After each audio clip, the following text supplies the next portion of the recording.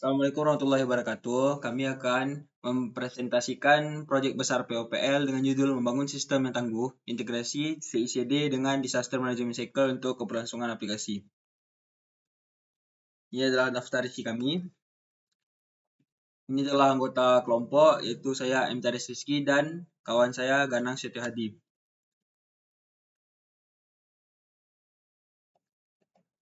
Dan ini untuk latar belakangnya. Dalam era pengembangan perangkat lunak modern, kehandalan dan ketahanan sistem menjadi kunci kesuksesan aplikasi. Praktik CICD memungkinkan pengembang menghasilkan perangkat lunak secara efisien sambil menjamin ketahanan melalui pengujian otomatis dan deployment terstandar.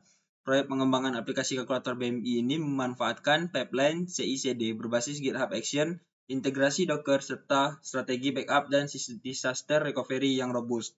Dengan implementasi ini, aplikasi tidak hanya fungsional tetapi juga mampu bertahan dan pulih dari berbagai kegagalan. Pengalaman ini memberikan wawasan tentang praktik DevOps modern, mulai dari pengujian otomatis hingga manajemen bencana yang relevan dengan kebutuhan industri saat ini. Ini adalah rumusan masalahnya. Yang pertama, bagaimana merancang pipeline CICD yang efektif menggunakan GitHub Action untuk pengembangan aplikasi kalkulator BMI. Yang kedua, bagaimana mengotomatisasi pengujian unit dan integrasi dalam pipeline CICD untuk memastikan kualitas aplikasi. Yang ketiga, bagaimana mengimplementasikan Docker untuk konsistensi environment dan memfasilitasi proses recovery. Yang keempat, bagaimana merancang strategi backup dan recovery untuk menjamin ketersediaan aplikasi. Lalu bagaimana menerapkan disaster management cycle dalam konteks DevOps untuk menangani kegagalan sistem. Bagaimana memastikan prosedur disaster recovery yang cepat dan efektif saat terjadi kegagalan. Lalu selanjutnya bagaimana mengimplementasikan sistem monitoring dan logging untuk deteksi dini potensi masalah.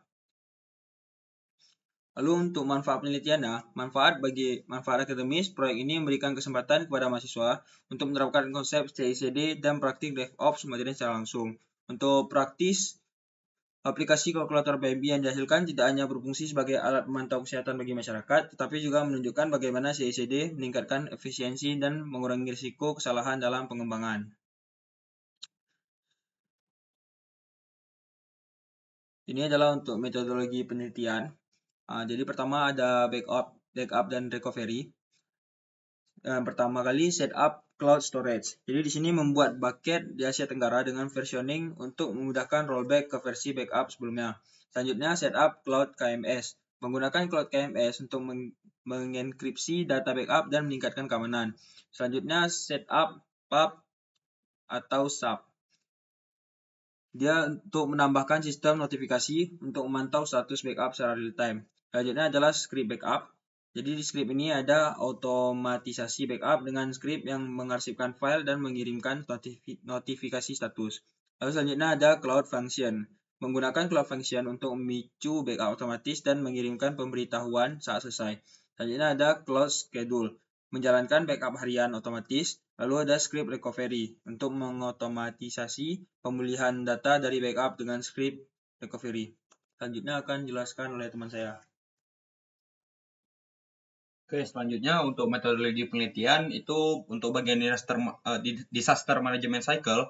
Yang pertama itu kami membuat notification channel di mana kami mengatur notifikasi email untuk alert insiden agar tim segera diberitahu. Yang kemudian kami mengkonfigurasi alert untuk mendeteksi error rate tinggi dan memberikan peringatan dini. Kemudian kami memantau metrik aplikasi, request count dan latency dan seperti CPU atau memorinya untuk mendeteksi masalahnya. Kemudian kami menyiapkan rencana respons dengan tindakan berdasarkan tingkat keparahan insiden. Lalu ada recovery prosedur, itu menyusun prosedur untuk pemulihan layanan cepat termasuk rollback dan verifikasi. Kemudian itu ada monitoring configuration, yaitu mengonfigurasi monitoring dengan ambang batas untuk metrik penting. Yang terakhir itu ada verification dan testing, di mana kita melakukan pengujian rutin untuk memastikan sistem pemantauan dan recovery berjalan secara efektif.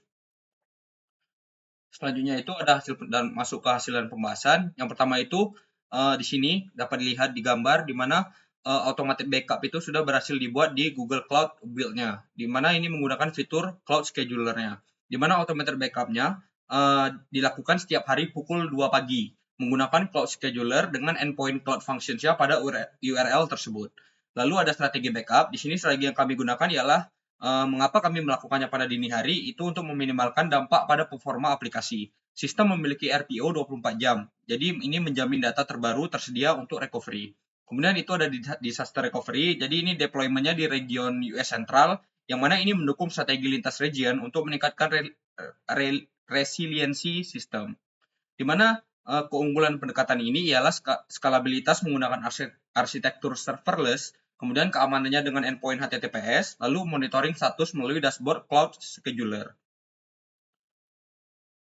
Oke, selanjutnya ini ialah hasilan pembahasan untuk cloud storage, di mana dapat lihat sini cloud storage pada GCP berhasil dibuat.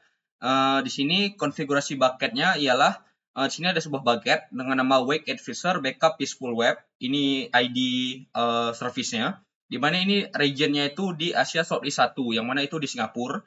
Kemudian kelasnya itu standar karena datanya ini bakal sering diakses. Lalu proteksinya itu soft delete dan object versioning untuk mencegah kehilangan data. Di mana dapat lihat di gambar bahwa proses implementasi ini berhasil itu ditandai dengan adanya folder backups yang mana ini berisi file terbaru yaitu konfigurasi Nginx dan file websitenya yang mana itu masih bentuk tar, totalnya itu ada 125 byte. Kemudian dapat lihat backup terakhir itu terjadi 8 Desember 2024 pukul 2 siang, yang mana ini berjalan sesuai jadwal. Sebenarnya tidak, karena ini kami menggunakan backup manual dulu. Jadi ini hanya untuk demo saja. Oke, selanjutnya itu keamanannya di sini objek aksesnya itu menggunakan objek ACLS dan semua datanya itu not public. Kemudian kami enkripsi menggunakan Google Managed Keys dan sehingga memastikan datanya itu terlindungi. Keunggulannya ialah mendukung versioning untuk kesediaan data, lalu struktur folder yang terorganisir, memudahkan manajemen, kemudian strategi disaster recovery yang cepat dan efektif. Oke, selanjutnya di sini adalah fitur recovery dan proses pemulihan.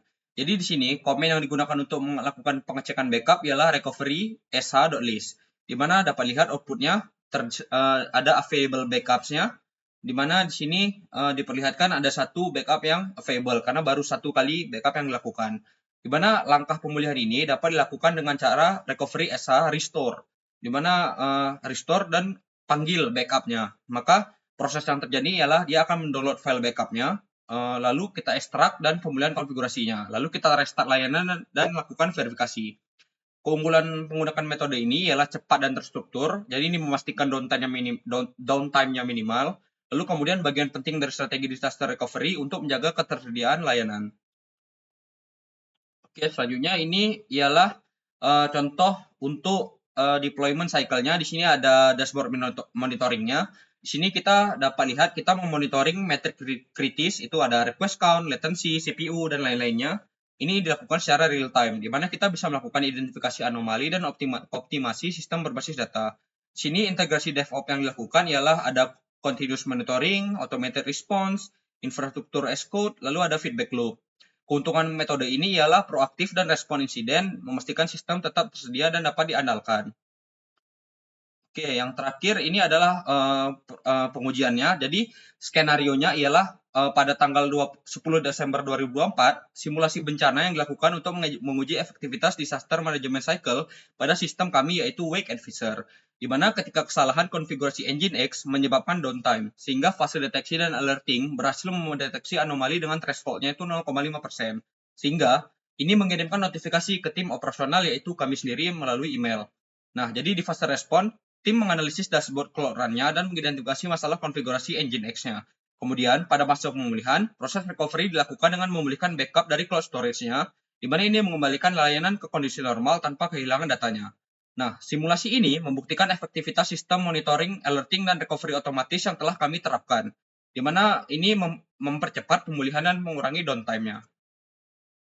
Maka kesimpulannya ialah penerapan siklus manajemen bencana atau disaster management cycle yang terintegrasi dengan praktik DevOps telah memperkuat ketahanan dan keandalan aplikasi Wake Advisor, di mana penggunaan CI/CD mempercepat proses pengembangan dan pengujian, meminimalkan downtime dan meningkatkan produktivitas tim pengembang, di mana sistem pemantauan dan alerting yang berbasis metrik performa memungkinkan deteksi dini dan respon cepat terhadap masalah.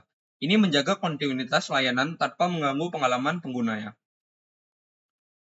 Oke, mungkin sekian yang dapat kami presentasikan. Lebih dan kurang kami mohon maaf. Assalamualaikum warahmatullahi wabarakatuh.